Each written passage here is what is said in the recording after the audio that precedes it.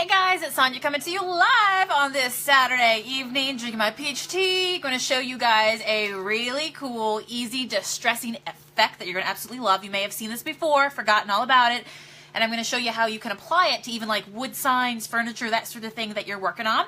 And I've got some questions that I need to answer. You guys sent me some questions today, and we get a lot of questions here, okay, behind the scenes. And so I've decided just to start doing this where I can come on, and while I'm working on projects or showing you guys stuff, I can answer some questions as well. Because if it's one thing that I've learned is if one person has a question, chances are there's probably 10 other people out there with the same question on their mind as well, right? So anyway, that's what we're going to do tonight. Loving the Snapple tea, still into it. You guys know I found a peach tea this year. It's so good. It's so good. So anyway, I'm feeling good. And in fact, I'm going to give away a jar of Junk Monkey paint. All you have to do is share this video. So if you would be so kind as to hit the share button down below, everybody who does will be entered. And in 48 hours, I will announce a name right here on my page. And you guys can reach out and collect your jar of paint, whatever color it is that you would like to have sent to you. So we're going to use Junk Monkey paint for the project that I have tonight. Really, really simple. How many of you guys out there right now make signs? Is there anybody right now watching who loves to make signs, loves signs that they've seen, especially distressed ones, and would be especially interested in learning a technique? Please say hello if that is you. Hey Megan, how are you? Hey Amy, how are you, girl? Nice to see ya.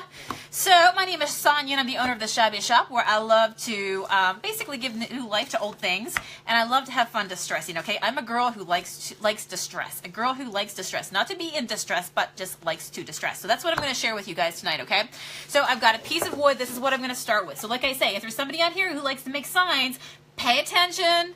Take some notes, because this is super, super easy, okay? So you've probably seen this technique and never ever known how it was done. You've been in stores before and you're like, how did they get that look? Because if you love distress, you know there's multiple colors coming through and you're like, man, how can I do that? Is it dry brushing? No, I'm gonna show you something really, really easy. So all you have to do first is get a piece of wood the size of the sign that you want to create, okay? Pretty easy, right? All right, next up, I am going to apply some color. So the color choice that I'm going to apply right now is basically I'm going to create a crackling effect. So the very first color that you put on is going to be the color that comes through in your cracks, okay? The cracks of the distressing. Make sense? So I'm going to go with a dark color. This is our Midnight Blue, if you guys can see that okay. It's like a really, really dark navy blue, right? So I'm just going to dip my brush in here, and I'm going to go ahead and I'm going to put it all over this wood piece that I have here tonight. So how is everybody doing? Hey Geneva, hey, is that PJ Byrne from all the way back home in Newfoundland? How are you doing, buddy? So I'm just doing some painting tonight, which actually leads me to my very first question is, what is your process? This comes in from a girl named April, and she says, what is your starting process? Do I need to sand when I do these projects? No. You grab a piece of wood, you grab your piece of furniture, you can dust. Dusting is optional even, okay, because the paint will stick to the dust bunnies. Yes, it will. But if you would like to prefer to get the dust bunnies off, just go ahead and grab like some Lysol wipes or something like that and just clean it, right? Because a lot of times the dust, especially if you're working on a piece of furniture, the dust can get around the grooves and just sort of the detail of the piece, the base of the piece, that sort of thing. Or if it's feeling grimy or anything like that, just clean it before you go ahead and start your process, because you're going to make it beautiful, so you might as well just clean it while you're at it, right? So this is the really easy part. I was going to do this before I came on here, and I thought, no, I'm just going to show you guys how easy and quick it is. So let's say, for example, I'm going to turn this into a sign. So I'm going to show you a distressed effect that I'm going to use for my sign, okay? So easy. So first off, pick my color. It's going to be going on first, and it's going to be preferably dark, okay? You want to go with, so like browns, blacks, navies are always great. Now I'm going to go ahead and I'm going to dry it, okay? So bear with me. So yes, if you can get it all completely covered over, that's great. I just use these shabby chip brushes. I sell them in my shop for 85 cents. I am definitely a believer in doing projects that do not run expensive. I do not buy the expensive brushes, because you know what? I leave them out and then they dry and then I get really mad at myself, okay? Because life happens. So just get some cheap brushes and you'll be good to go. Now this is going to dry really, really fast. Hey Louisa, hey Brittany. So bear with me as I dry, okay? It's going to be super, super fast. So what's everybody doing on a Saturday night? Please tell me, okay? Tell me right now, what are you guys doing? on a Saturday night. And don't forget to share this video to be entered for a chance to win a jar of paint that will be shipped to you. What's everybody back home doing? Is it snowing back home in Newfoundland?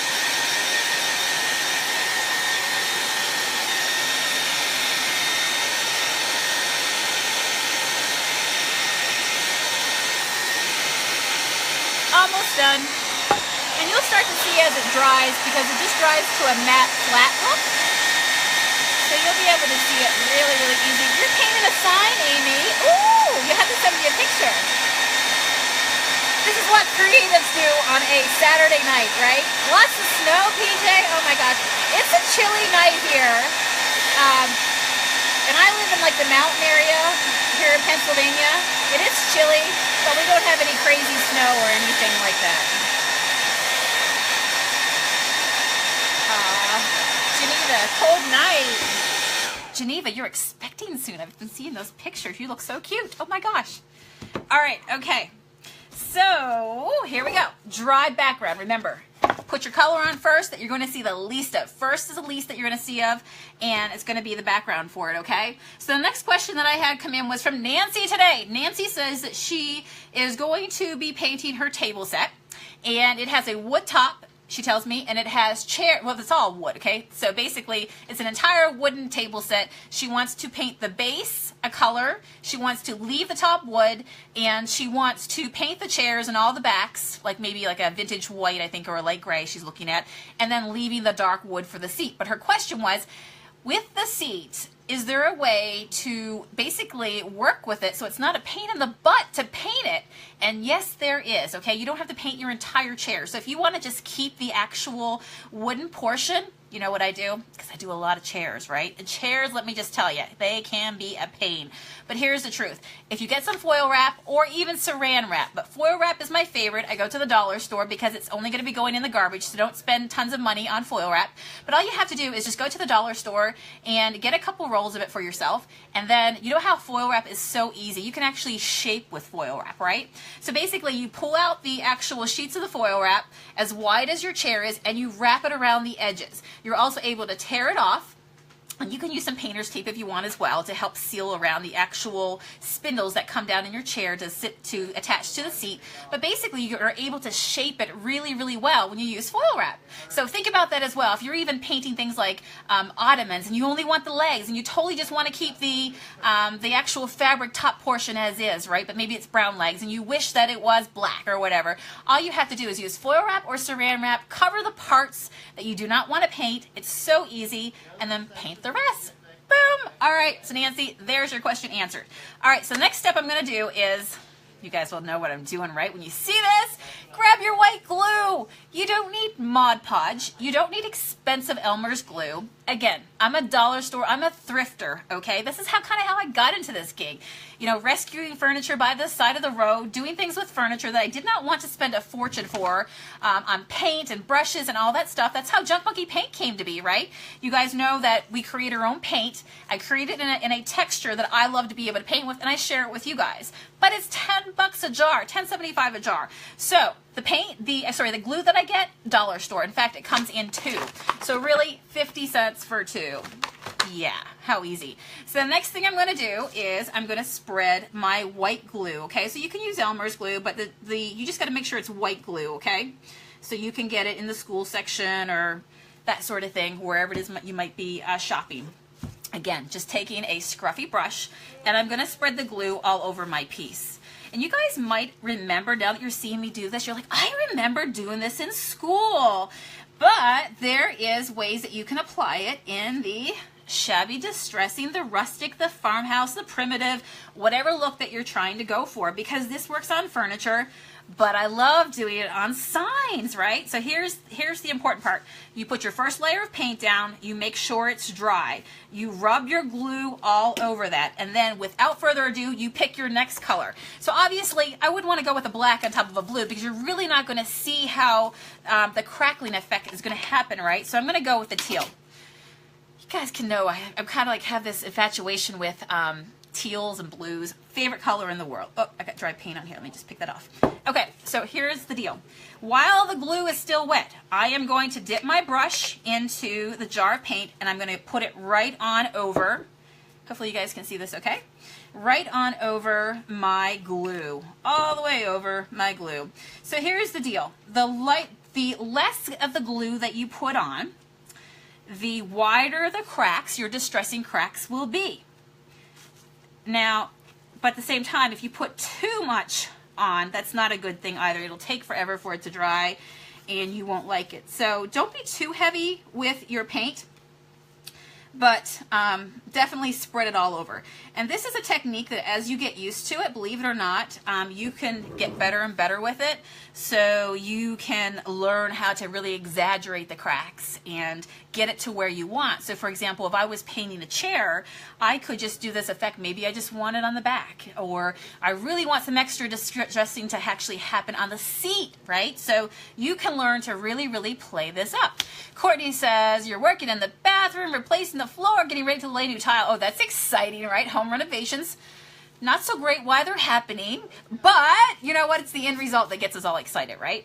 So I'm going to let this start to dry, and I'm going to speed up the process so you can see how this works. Okay, next question came in from Kim, and it says, where do I find my furniture? She's asking me, where do I find my furniture? What are your best tips?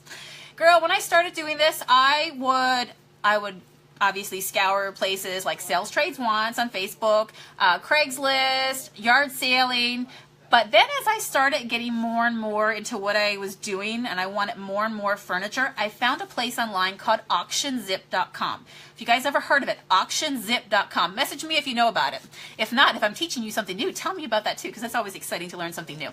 So love auctions. Moved to Pennsylvania, fell in love with the whole going to a barn, the whole auction. It was awesome, right? So if you go to auctionzip, auctionzip.com, you punch in your zip code.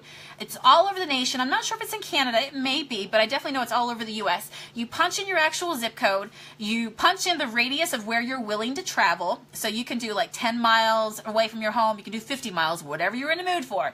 So if you want to go and do an auction on a Saturday, you can go, within 50 miles and take a drive and go out on a Saturday, sit inside a bar and enjoy some great food in the back and basically bid away all day long and come home and haul a total truckload of furniture.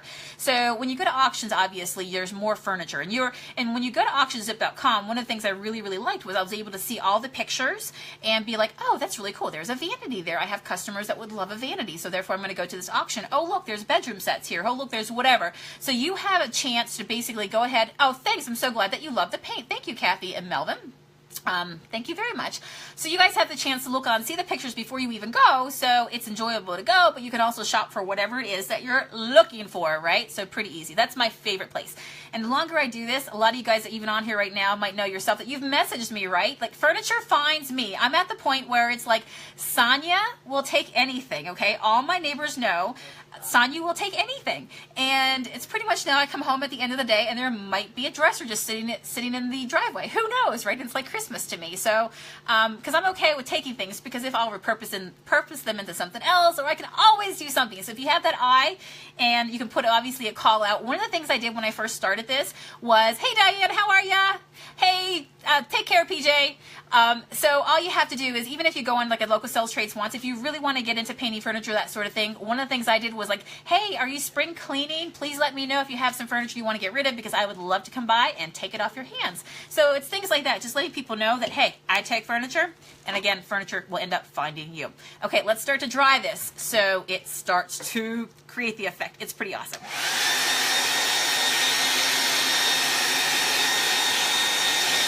So you don't have to use the hair dryer, but, you know, I'm an impatient person, so I'm totally going to use the hair dryer to speed up the drying process.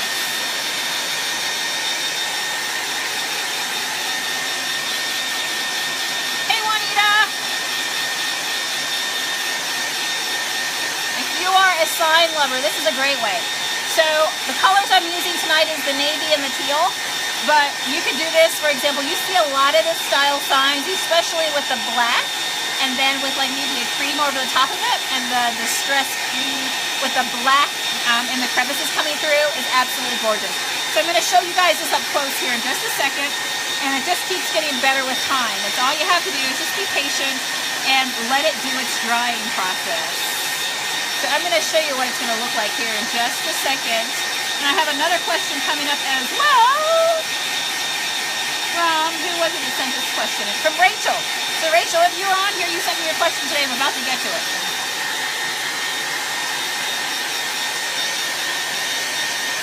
All right, the magic is starting to happen, okay? So we're just gonna let that kind of do its thing right now.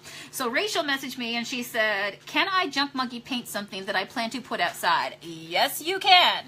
Totally. I've done all kinds of chairs. I've done, oh my gosh, all kinds of decor pieces that sit on porches, that sort of thing.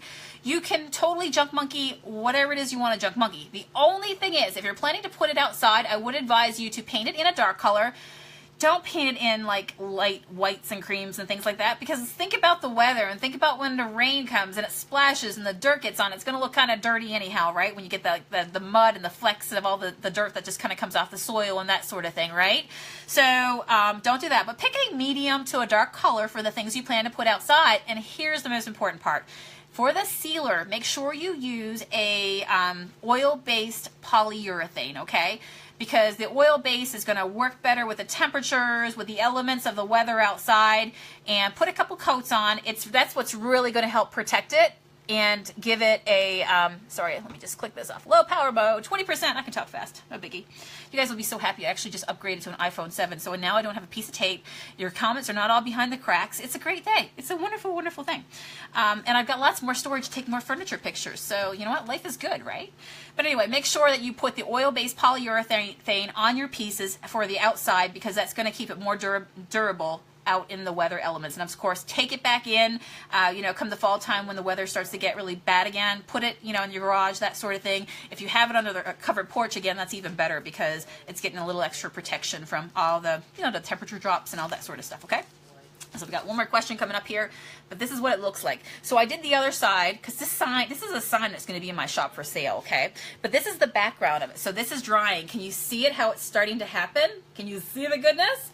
So that's all it is, guys. Paint, dry, glue while it's still wet, put on your second color, all right? So this is the other side. Do you see how it continues to happen? Can you see how all the goodness just keeps going and going? So as this piece continues to dry, this is the look I get. So you can even sand this even more if you want. Tell me, guys, what do you think? What do you think if I open your eyes to try something new? So if you want a distress sign, maybe you want to make one for Valentine's Day, you could do it like in red and pink and crackly. You could stencil a heart on the front of it. You could, you know, go get stencils and put the word love on it. You could do whatever you want. So if you want a farmhouse sign, heck, just go buy a piece of wood, a long piece of wood, as long as you want it to be, just even a new piece. Of course, you're going to hang it long ways because you want an entire length of a sign, correct? And then go ahead and stencil the words like grocery, farmhouse, bakery, whatever you want on it. But this is a great way to get a distressed look by just doing a totally other different effect. Pretty cool, right? So this is continuing to dry, and it's going to continue to look better and better and better. And actually, when it's completely dry, then what I can do, oh, I've got some dry paint stuck on it there. And then when it's completely dry, what I can do is even just take the sand pad and go over it, and I can really like distress my edges a little bit more. If I want, I can really rub down to the wood and bring the wood through a little bit more, that sort of thing. So the magic is continuing to happen. Tomorrow I'm going to go ahead and stencil on this, and I'll share with you guys a picture of what it looks like up close. Okay, last question I got came in from Brenda today, and she says, this is a business one. A lot of times I get messages from you guys, and it makes me, seriously, it warms my heart when you message me and you say, Sonia, you know, I know your story. You used to be a corporate girl. Now you do this full time as a creative. You know, can I do this? Can anybody really do this? And her question specifically was, how do I go from a hobby to a business, guys? Well, here's my advice. Obviously, this was a hobby that I had, but the most important thing is when you take a hobby from a business is you've got to work it like a business, okay? But you also have to do something that you love, because it's no fun to start out trying to grow a business doing something that you really, really don't like. So pick something that you love, something that you're good at, and continue to get good at it and become the expert, okay? So what you need to do Yes, Melvin and Kathy, you can totally do this on cabinets. In fact, guys, message me if somebody wants their cabinets done in this technique. Wouldn't this be so awesome? Especially if you love like primitive, that sort of feel, rustic. This would be awesome. Imagine the colors that you could do. Oh my gosh. So yeah, you can do this effect anywhere. But obviously, if you're out there and you have a hobby, name it, put a name on it. That can be kind of scary. Do you know how scary it was when I first started my business and I actually put an actual billboard, like a big giant sign on the side of my building, and it had my name in it? It's scary, right? You don't want to fail. You don't want people to be looking at you. You're kind of putting yourself all the way out there for everybody to see. Talk about putting yourself all the way out there. Hello, Facebook Live, right? But and here's the thing too: when you're being yourself, if you worry about other competition or can I be will people buy from me? If you're yourself and just be yourself, nobody can copy you, right? So always be your true, authentic self. Do what you're good at and listen to your customers, because let's say, for example, if you crochet and maybe you are darn good at making socks, but you know what? Everybody's messaging you, say, can you make the beautiful mermaid tails I've been seeing? You don't say no, you say yes, and you learn, right? And you always gravitate, and then from there goes into something else. So be consistent, become the expert, and make sure you start treating it like a business and work at it, because obviously if you work at it part-time, you're going to get part-time results. If you work at it full-time, you're going to get full-time results as well. So, but the important thing is starting it, naming it, and creating a website or a business page. So that's always the start. So good luck with that, Brenda. And feel free to message me if you want to talk a little bit more about it. So anyway, here is how it's looking, guys. So what do you think? I am truly loving this. So here's what I'm going to do with this. I am going to probably stencil something on the front, maybe in white, because I've got navy, I've got teal. So I want the white to be able to really, really pop through and bright. And I'll take a picture and share it with you guys tomorrow. Hey, Leslie, thank you, Brenda. Oh, yeah, isn't it fun to share? You know what? It's just fun to share. Sharing is caring. I want you guys to have good results with what you do and have fun with it, because that's just all part of being creative, is just trying different new techniques. And sometimes you see stuff and maybe somebody's out there before has already known this. Like, you can do this on cards. If you want to make a distressed card, all you have to do is do this effect. So basically start with a background that's a certain color. So for example, if you want to make a really cool distressed funky Valentine's Day card in red and pink, go get some red cardstock, put your glue on the top of it, put your paint on the top of it, and let the effect happen. So it's whatever you put your mind to. So anyway, I just happen to apply this technique to furniture and to my signs, and I know you guys love it. I see all you guys in the store, and you guys tell me all the time, this is so cool. How do you do it? Here's how you do it. All right, and by the way, I do have a paint class coming up that I just announced yesterday for those of you who are local. It's called Flip My Furniture, so if you want to come out and do this sort of stuff and have fun with just learning how to junk monkey paint your furniture, I'm just making myself available. It's February the 25th from 6 to 8, and it's going to be held in Greensburg, and I know I have a ton of you guys out in the Greensburg area, so I hope some of you guys will come out and have fun with me. Can you see it? Louisa says it's looking kind of silver. Hopefully you can see that if I really put it up close. Like, how pretty is that? And the longer it dries, the more and more those crevices will really start to widen. And like I said, you can have fun with it, because there are things that you can do even on top of this to even like further your effect. So that's all part of being creative, right? There's no such thing as failing, just having fun. All right. So that's it, guys. I hope you have a terrific evening. If you have any more questions, feel free to just message them to me. And I promise I'll begin to answer your questions on here live as well when I'm working through things like this, because I know I get a lot of times I get the same questions over and over again, because a lot of you guys have the same questions. So it's just easy to come on. So don't forget to share. Please share. Anybody who shares this video is entered to win a jar of Junk Monkey paint that will be announced in 48 hours. The winner right here, and all you have to do is click share. Pretty easy. Get your paint and do something like this with it. All right, you guys have a great Saturday evening. I'm going to go drink my peach tea and maybe do a little Netflix now. All right, take care. Bye.